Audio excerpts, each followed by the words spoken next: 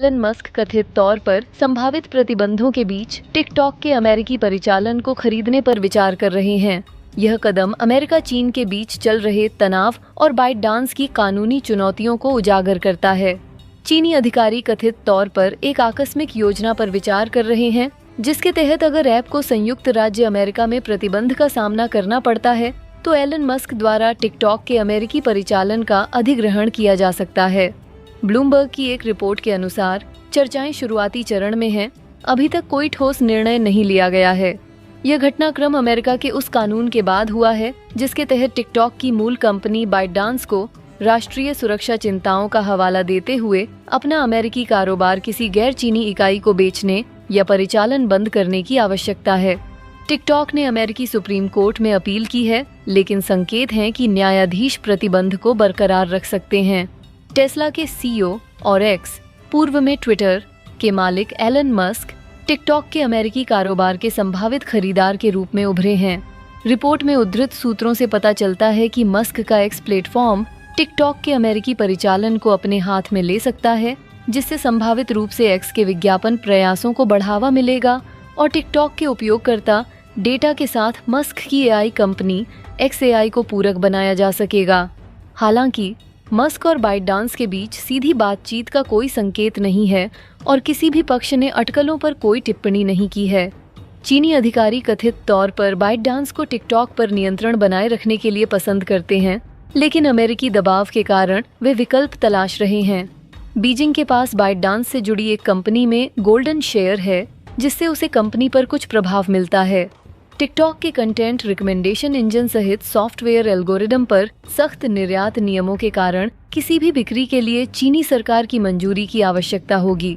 TikTok के अमेरिकी परिचालन का मूल्य 40 से 50 अरब डॉलर होने का अनुमान है, जो मस्क के लिए भी एक महत्वपूर्ण राशि है, जिन्होंने 2022 में ट्विटर का अधिग्रहण करने पर 44 अरब डॉलर खर्च किए थे। यह स्पष्ट नहीं है कि मस्क टिकटॉक अधिग्रहण को कैसे वित्त पोषित करेंगे या अमेरिकी नियामक इसकी अनुमति देंगे या नहीं। टिकटॉक अमेरिका चीन तनाव का केंद्र बिंदु बन गया है। वॉशिंगटन उपयोगकर्ता डेटा सुरक्षा और संभावित चीनी सरकार के प्रभाव के बारे में चिंतित है। बाइटडांस का तर्क है कि बिक्री को अनिवार्य करने वाला कानून मुक्त भाषण सुरक्षा का उल्लंघन करता है, लेकिन सुप्रीम कोर्ट राष्ट्रीय सुरक्षा चिंताओं को प्राथमिकता देता है। टिकटॉक के अमेरिकी परिचालन को बेचना जटिल होगा, जिसके लिए बाइटडांस को चीन और अमेरिका दोनों में शेयरधारक हितों को समझना होगा, चीन के निर्यात प्रतिबंधों का पालन करना होगा और अमेरिकी सरकार को स्वीकार्य खरीदार ढूंढना होगा। माइक्रोसॉफ्ट और ओरेकल जैसे अन्य संभावित खरीदारों का उल्लेख किया गया है, लेकिन तार्किक और कानूनी चुनौतियों को हल करने में सालों लग सकते हैं। एलन मस्क के व्यापारिक लेन देन उन्हें अमेरिका चीन संबंधों में एक प्रभावशाली व्यक्ति बनाते हैं।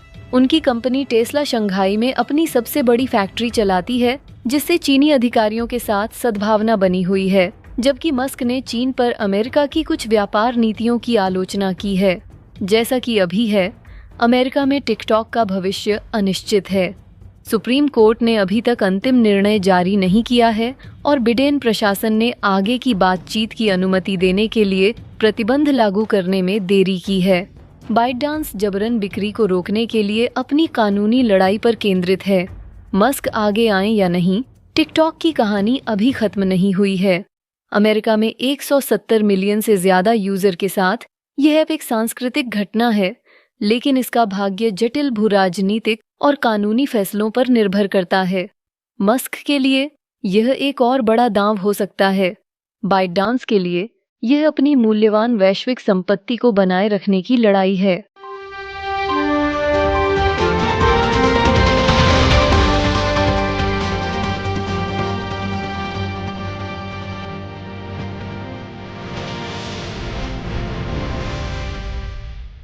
अमेरिका के नए राष्ट्रपति के दुश्मनों की लिस्ट में कई नाम हैं, लेकिन कनाडा के प्रधानमंत्री जस्टिन ट्रूडो मानो उनका सबसे पसंदीदा विषय बन चुका हो। बता दें, ट्रंप बार बार ट्रूडो के कनाडा को खुलकर टैरिफ लगाने की धमकी दे रहे हैं।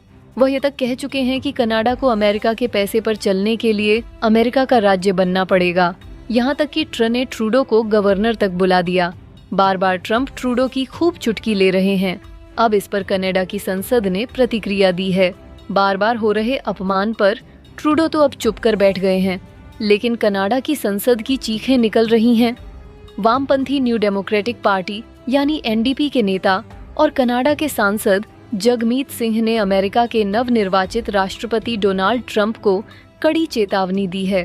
उन्होंने कहा कि अगर ट्रंप कनाडा पर शुल्क लगाने और दोनों देशों के बीच विलय की अपनी धमकियों पर अमल करते हैं तो इसका कड़ा जवाब दिया जाएगा।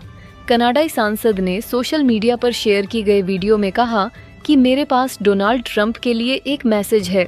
हमारा देश बिकाऊ नहीं है, न अभी है और न कभी होगा। मैं पूरे देश में रहा हूँ और मैं आपको बता सकता हूँ कि कनाडाई लोगों को अपने देश पर गर्व है। हम इसके हिफाजत के लिए पूरी ताकत से लड़ने को तैयार है। बता दें, प्रधानमंत्री जस्टिन ट्रूडो की लिबरल पार्टी के पूर्व सहयोगी जगमीत सिंह ने कहा कि कनाडा धमकियों के सामने पीछे नहीं हटेगा, जवाबी कार्रवाई करेगा। बता दें, ट्रंप ये पहले ही कह चुके हैं कि कनाडा से इंपोर्ट होने वाली चीजों पर वह 25% टैरिफ लगाने वाले हैं। हालांकि उन्होंने सुझाव दिया कि अगर ओटावा कनाडा अमेरिका बॉर्डर पर सिक्योरिटी में सुधार करता है तो वह इस पर पुनर्विचार कर सकते हैं। इससे पहले पिछले हफ्ते जस्टिन ट्रूडो ने अमेरिका के विचार को खारिज कर दिया।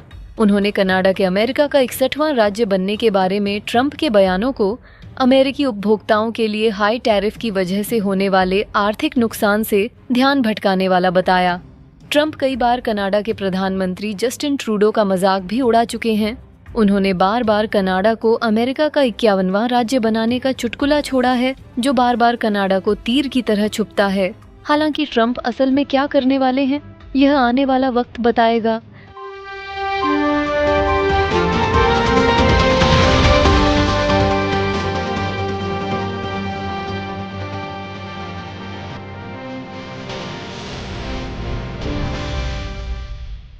आज की वीडियो में पोल्यूशन के जो स्टेट सामने निकल कर आ रहे हैं, उसको देखकर आप सभी लोग भारत के सभी पॉलिटिशियन को भरपूर गालियां निकालने वाले हैं, फिर चाहे वह किसी भी पार्टी का क्यों ना हो, क्योंकि ये सब इसके लिए दोषी हैं।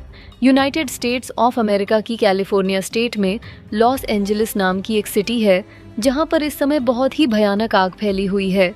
स्क्रीन के ऊपर आप लॉस एंजलिस सिटी का ये मैप देख सकते हैं। यह आग कैलिफोर्निया के एक हिस्से में नहीं लगी है, बल्कि इस आग की लपटों में काफी बड़ा एरिया आ गया है। लाखों लोगों के घर आग की चपेट में आ गए हैं और यह आग 7 जनवरी को स्टार्ट हुई थी और लॉस एंजलिस के कुछ हिस्से में आज भी आग अभी भी जा रही है। और अमेरिका का एडमिनिस्ट्रेशन इस आग के ऊपर पूरी तरह से कंट्रोल करने में अभी तक फेल साबित हुआ है। 19,000 एकड़ से भी ज्यादा एरिया जलकर खाक हो गया है और न सिर्फ जंगल बल्कि रेजिडेंशियल एरियाज में भी घरों को सबसे ज्यादा नुकसान पहुंचा है। हम ये डिस्कस नहीं करेंगे कि आग कैसे लगी, किसकी गलती थी या इसको कैसे काबू कर लिया जाना चाहिए था। इस टॉपिक को कवर करने के पीछे का कारण है लॉस एंजलिस सिटी का एयर क्वालिटी इंडेक्स।